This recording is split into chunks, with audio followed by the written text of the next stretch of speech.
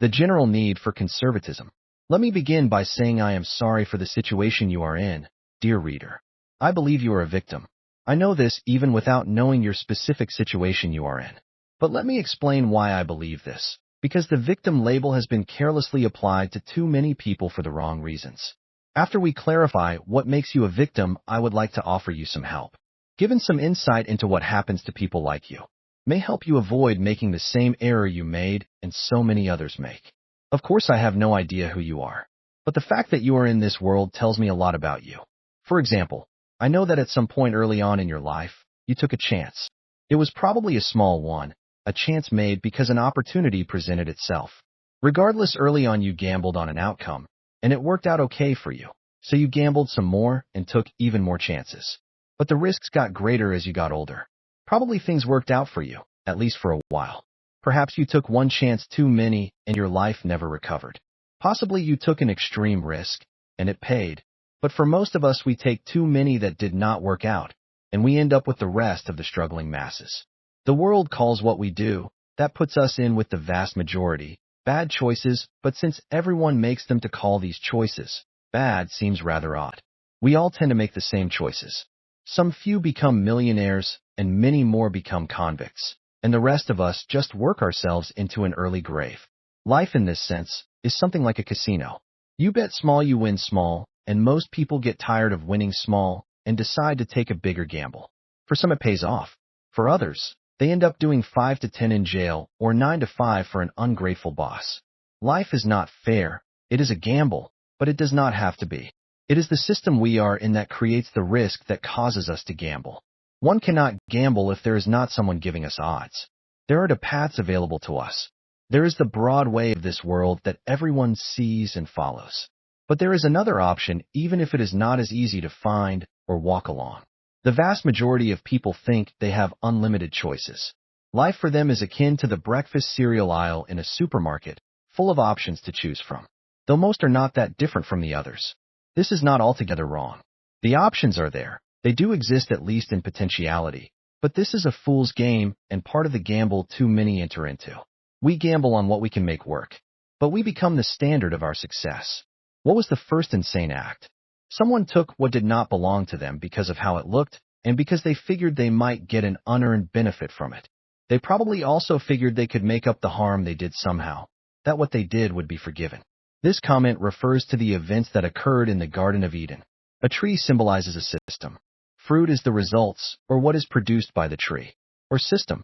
The tree or system referred to represented a way of thinking that is physically based or phenomenological.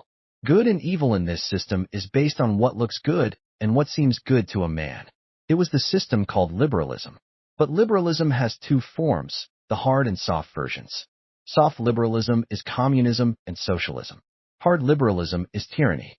Most thinkers would put conservatism in there, possibly at the center, but this is better reserved for traditional liberalism. Conservatism is not politics. It is the alternative to liberalism. When we talk about conservatism, we talk about remaining in the grace of God. If we could imagine going back to the simplest reality possible, a reality that is coherent and rational, it would be entirely consistent with Scripture, it would be scientifically verifiable and logically deductible from first principles. If we can imagine that we would arrive at the social condition we refer to as conservatism, everything we do comes down to the way we think. Reformers work on changing the system, but they do not try and radically alter the way we think. A priori conservatism is an alteration in the way we think. People are inundated with ideas on how to change or reform this or that element of their liberal system. What is not given them is information on how to change the way they think. But why would that be odd when the writers and reformers have no interest in altering the way they think? But there are two systems backed up by the two ways we think. The world taught us all to think one way. Yet does it take any imagination to realize we are not thinking the right way and that perhaps there is an ulterior reason for why we are taught to think the way we have been instructed? Thought is not an instinct. Conservatism teaches us another far more effective way to think, so you no longer get caught up in the liberal's gambit. The liberal's gambit. A gambit is, according to Oxford Dictionary, a device, action, or opening remark, typically one entailing a degree of risk that is calculated to gain an advantage. His resignation was a tactical gambit. In chess, an opening in which a player makes a sacrifice, typically of a pawn, for the sake of some compensating advantage. In simple terms, a gambit is a gamble. A gambit always represents a risk. Something is ventured to gain an advantage. In gambling, one wagers small and wins small, but the larger the risk, the bigger the potential payout. Eden depicts a liberal gambit. Adam and Eve knew the risk, but wagered they would gain more than they lost. No doubt the devil made the same sort of gamble. But one cannot gamble unless someone is willing to cover the bet. One needs something akin to a casino if one wishes to gamble. The casino, in this system of things, is liberalism. It makes a lot of sense to look at the left and right of liberalism as two kinds of houses. The left bets on the poor and the right bets on the rich. The left wants the rich to work to benefit them, and the rich wants the poor to work to benefit them. They both gamble that if this is done, the whole will be benefited, but of course their only concern is that they are benefited. Despite all of the seeming chaos and all of the different conflicts, there are only two classes of options. It is simple logic, as such it cannot be refuted.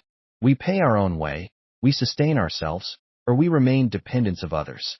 Those are the options. It comes down to simple economics. Too many people do not understand economics. This system is built on lies, and the lies make people think in ways that are unlikely to reflect true reality.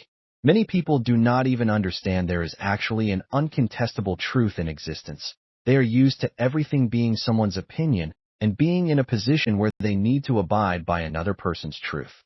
The implications of the liberal gambit are rarely understood by those who fall victim to it. Once one has accepted the liberal gambit, truth is lost because truth rests on ownership. If you own nothing, you have no truth. If there is no sense of ownership, nothing is left but power. In a gamble, everything rests on power, or what is sometimes referred to as the law of the jungle.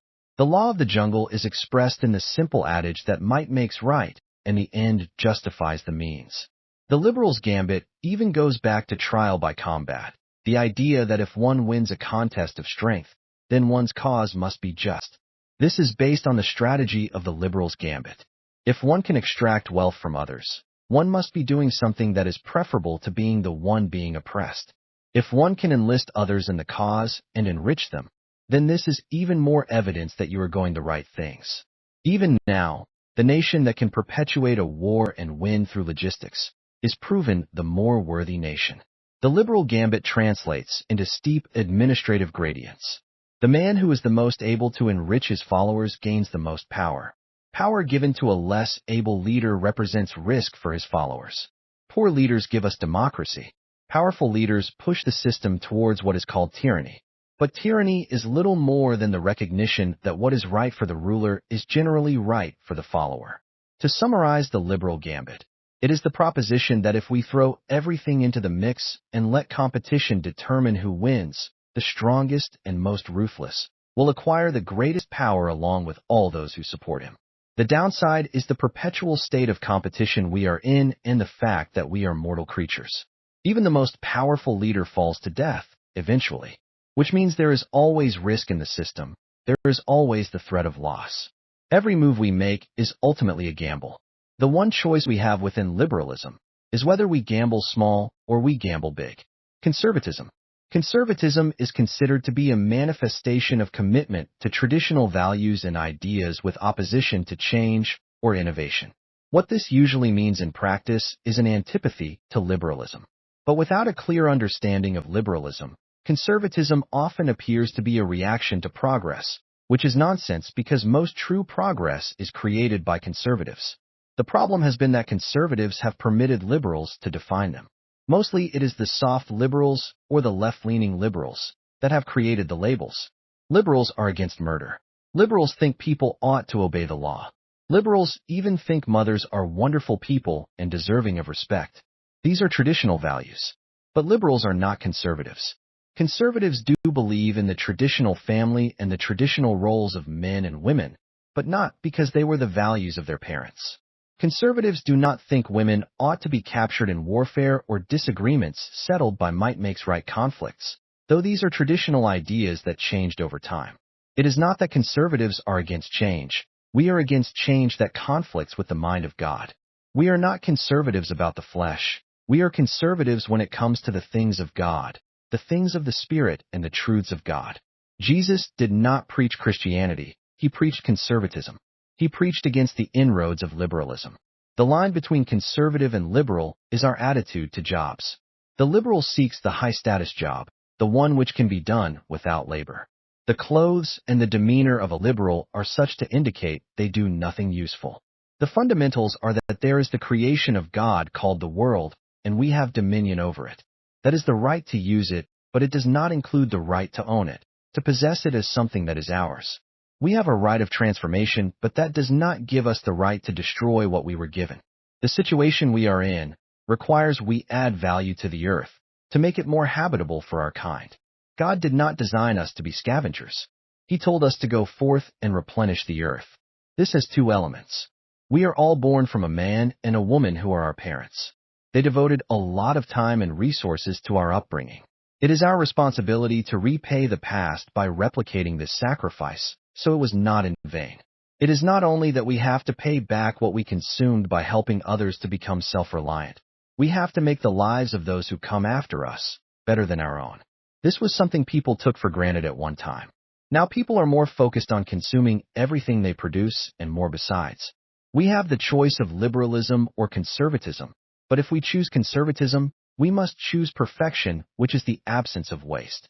This is relative in the sense that the effectiveness of our use is relative to the technology available to us. This is why we need to develop economically. We need to make it possible for each generation to be more conservative than the last.